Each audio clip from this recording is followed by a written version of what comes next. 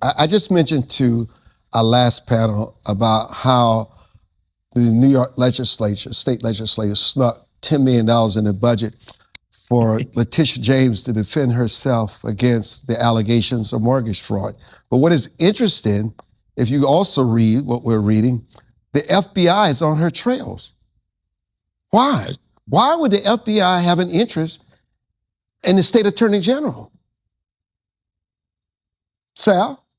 Well, I'll tell you, all of this kind of started when my investigation started, and after the NYPD terminated me, saying I associated with Roger Stone, who they're trying to call a criminal association, which no one can even define, including the police department. So when we looked into everything, we actually found that Eric Adams and company were hanging out at this seedy place in the Bronx that says a now shuttered restaurant. And the gentleman that really, truly owned the place, but he says he's the manager, has a plethora of criminality under his belt. He was a self-admitted criminal and a mob associate who's owned other places and is connected to many, we'll say, Democratic people. So we found that Tish James was the main figure there. And it's a place that had human trafficking reported there to the police department. But we don't know what happened with that report because there was no follow-up. And then Eric Adams became the mayor. So out of this stemmed looking into many aspects of Tish James, because she also should be looked at for associating with a mob associate, which as Attorney General would affect many cases. As you know, Armstrong, she has the right to turn people or convict people in court and make them a convicted criminal, yet she's hanging around them. And we don't know what's really going on there.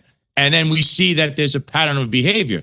Her mortgage, she was signing up for mortgages in the 80s, putting her father down as her I guess her father was her husband, but that's to get a better mortgage rate. We found out that later on, she has property in Virginia and she puts it down as her main property, which she can't because she lives in, it's a primary residence and she lives in New York. So all of this is not just a witch hunt. I know people like to say it's political. People love to use this President Trump defense that really it's only designed for him. He's one of a kind when it comes to how he was targeted.